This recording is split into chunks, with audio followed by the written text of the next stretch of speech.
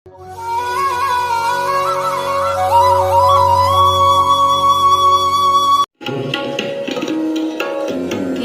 शक्ति हमें देना दाता, मन का विश्वास कमजोर होना। इतनी शक्ति हमें देना दाता, मन का विश्वास कमजोर होना।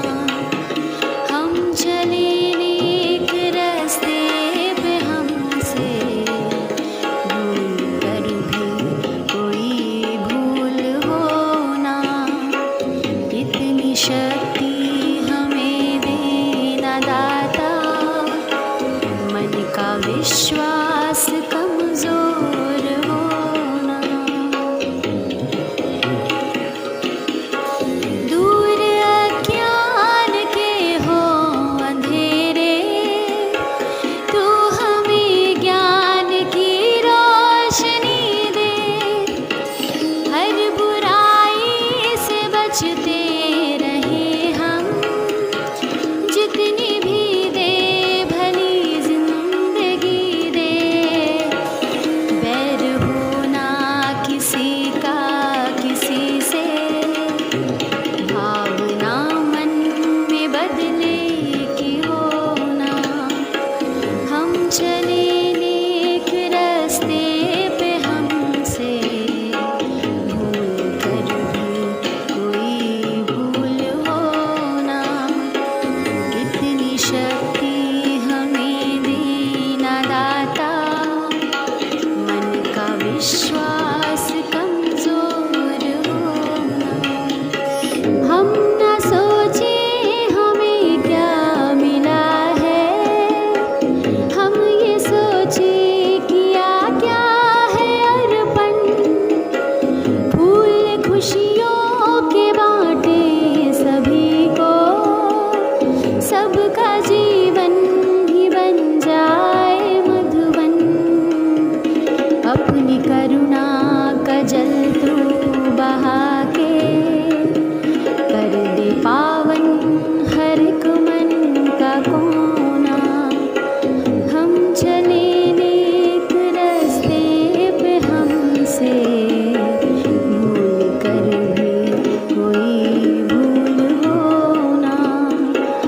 इतनी शक्ति हमें देना दाता, मन का विश्वास कमजोर होना। Morning everyone. Today thought is we must learn to live together as brothers or perish together as fools. हमें भाइयों की तरह मिलकर रहना अवश्य सीखना होगा, अन्यथा मूर्खों की तरह सभी बर्बाद हो जाएगा। कहने का तात्पर्य यह है कि हमें मिलजुल कर रहना चाहिए, क्योंकि मिलजुल कर कार्य करने से कठिन कार्य भी सरल हो जाता है। Thank you. नमस्कार प्यारे बच्चों, आज का वर्ड ऑफ द डे आपके ज्ञान के भंडार को बढ़ाने के लिए तैयार है। तो चलिए अपने शब्द की तरफ बढ़ते हैं और जानते हैं आज का शब्द क्या है। आज का शब्द है कैंप, CAMP, कैंप। बच्चों, कभी न कभी आपने कैंप में प्रतिभाग किया ही होगा, और अभी तक नहीं किया है तो आगे आपके पास बहुत अवसर आएंगे। इसका अर्थ होता है शिविर, छावनी या फिर कैंप। जो वर्ड कैंप था ना, उसको हम कैंप भी कहते हैं। आइए डेफिनेशन एक बार समझ लेते हैं। A place where people stay in the tents और अदर टेम्पररी स्ट्रक्चर्स। बच्चों, इसी के साथ धन्यवाद। आपका दिन शुभ हो। गुड मॉर्निंग बच्चों, आज की पजल बहुत ही इंटरेस्टिंग है। करते हैं शुरू। बच्चों बताओ, वह कौन है जो आपकी नाक पर बैठकर आपके कान पकड़ता है? सोचो और बताओ। रिपीट करते हैं, वह कौन है जो आपकी नाक पर बैठकर आपके कान पकड़ता है? सोचो बच्चों, वह क्या चीज हो सकती है? नाक पर बैठती है और कान पकड़ लेती है। आज तो तुमको खूब दिमाग लगाना पड़ेगा।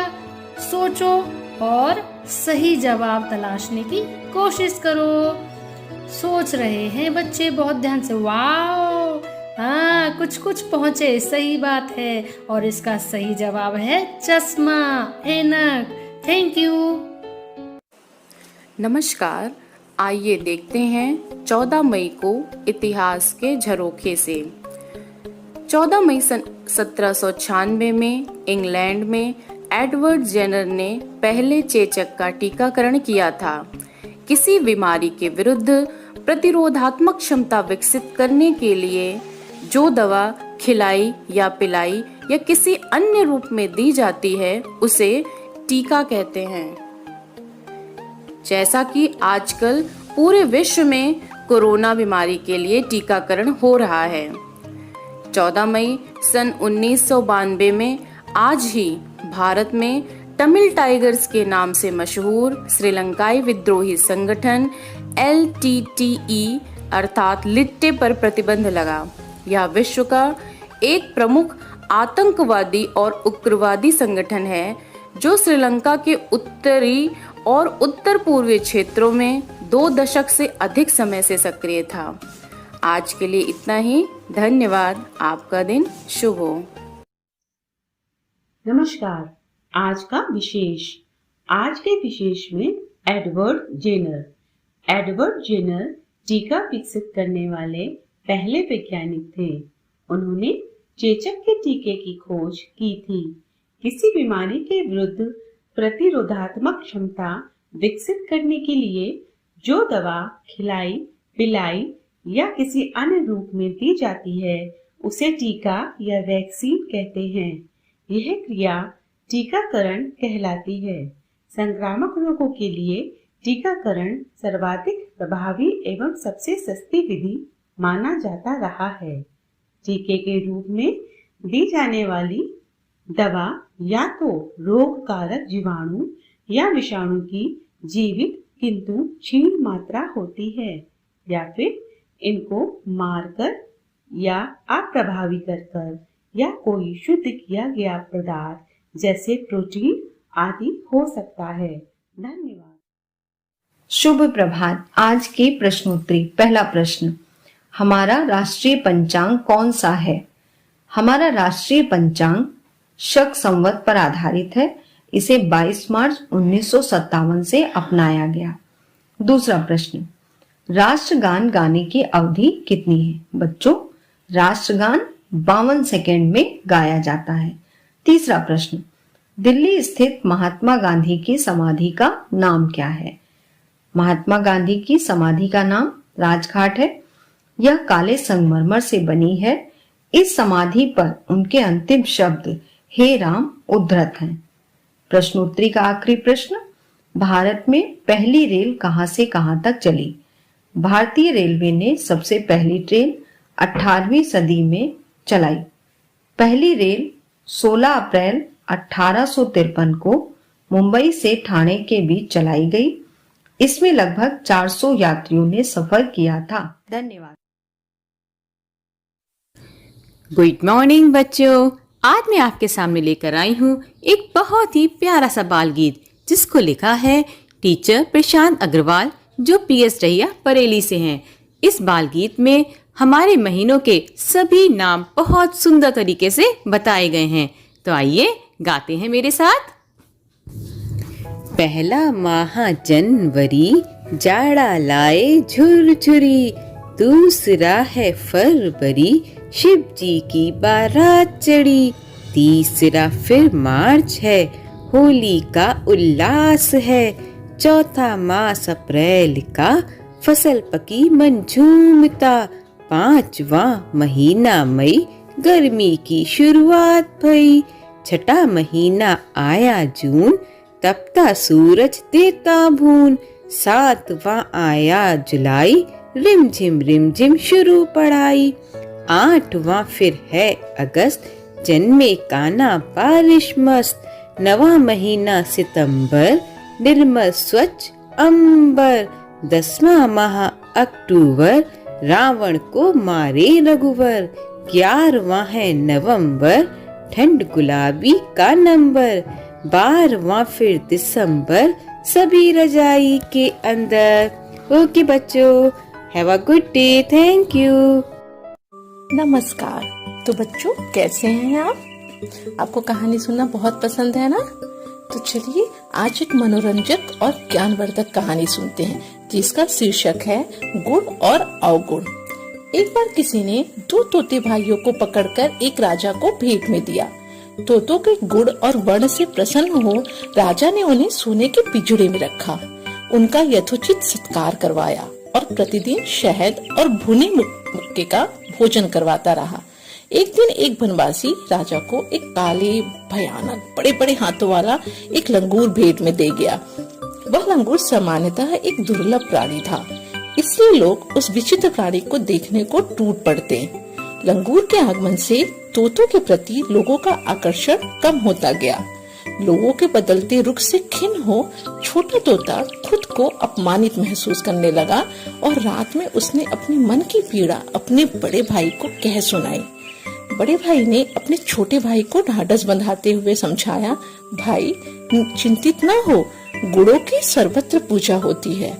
शीघ्र ही इस लंगूर के गुण दुनिया वालों के सामने प्रकट होंगे और तब लोग उससे विमुख हो जाएंगे। कुछ दिनों के बाद ऐसा ही हुआ। जब नन्हे राजकुमार उस लंगूर से खेलना चाहते थे, इस तो लंगूर ने अपना भयानक मुख फाड़ डांटते किटकिटाकर इतनी जोर से डराया कि वे चीख चीख कर रोने लगे। बच्चों के भय और रुदन की सूचना जब राजा के कानों पर पड़ी तो उसने तत्काल ही लंगूर को जंगल में छुड़वा दिया। उस दिन के बाद से दोनों तोतों की आवभगत फिर से पूर्ववत होती रही। तो बच्चों आपने जाना गुण और अवगुण की विशेषता। आपका दिन शुभ हो। नमस्कार। आज मोटिवेट योर सेल्फ का विषय है विजन बोर्ड से बदलो दुनिया। विजन बोर्ड हमारे लक्ष्यों की एक भौतिक अभिव्यक्ति होती है जो अपने लक्ष्यों को स्पष्ट करने, उन्हें जीवन में लाने और खुद को प्रेरित करने का एक शानदार तरीका है। ये एक विजुअलाइजेशन टूल है जो हमें अपने लक्ष्यों और अपने सपनों को परिभाषित करने के लिए एक निजी स्थान देता है, जिस पर हम अपने सपनों को उकेर कर अपने भविष्य के निर्माण में सक्रिय भागीदार बनते हैं। इसे बनाने के लिए सबसे पहले हम उन लक्ष्यों की एक सूची बनाएं जिन्हें हम प्राप्त करना चाहते हैं। हमारे जीवन मूल्य, हमारे कैरियर के लक्ष्य, हमारे व्यक्तिगत, पारिवारिक और सामाजिक लक्ष्य, हम क्या सीखना चाहते हैं, हम कैसे आगे बढ़ना चाहते हैं आदि। अब उन चित्रों को खोजें जो हमारे इन लक्ष्यों का प्रतिनिधित्व करते हों अथवा हमारे इच्छित भविष्य का प्रतीक हों। इसमें वेब चित्र, अखबार, पत्रिका, प्रेरक विचार आदि की कटिंग, ड्राइंग या इनमें से जो कुछ भी हमें प्रेरित करती हो शामिल हो सकती है। अब इन सभी चित्रों का एक बुलेटिन बोर्ड या कोलाज बना लें और अपने बिस्तर के सामने वाली दीवार पर लगा लें। इसे अपनी क्रिएटिविटी के साथ स्पष्ट, आई कैचिंग और आकर्षक बनाने का प्रयास करें। अपने विजन बोर्ड के साथ बैठने की एक आदत बनाएं, लगभग 10 मिनट के लिए दिन में 2 बार। पहला सुबह उठकर और दूसरा रात में सोने से पहले। दिन भर की सारी चिंता छोड़कर इसे देखें और अपने लक्ष्यों की समीक्षा करें। चिंतन करें कि हमने उन विशिष्ट छवियों को क्यों चुना। हम जो कुछ पाना चाहते हैं, अपनी सफलता की कल्पना करें और उससे निकलने वाली खुशी को महसूस करें। अपने विजन बोर्ड में समय समय पर नए नए तात्कालिक लक्ष्य जोड़ते रहें और अपडेट करते रहें। विजन बोर्ड निर्माण प्रक्रिया के दौरान हमारे मस्तिष्क में 3 शक्तियां काम करती हैं। पहली पसंद की शक्ति, दूसरा दृश्य की शक्ति और तीसरा संगत की शक्ति। जब हम अपने सपनों को खुद चुनते हैं जिन्हें हम हासिल कर सकते हैं, जब हम किसी गतिविधि को देखते हैं या कल्पना करते हैं या उसकी तैयारी कर रहे होते हैं, तो हमारा दिमाग उस गतिविधि को पूरा करने के लिए हमारे शरीर के बाकी हिस्सों को संकेत भेजता है और उस वास्तविकता के लिए प्रशिक्षित करता है। इस गतिविधि को हम अपने बच्चों और छात्रों को भी सिखा सकते हैं ताकि वो कम उम्र से ही अपने लक्ष्यों के प्रति खुद को प्रेरित करने के लिए अधिक क्रिएटिव और जागरूक हो सकें। धन्यवाद। आपका दिन शुभ हो।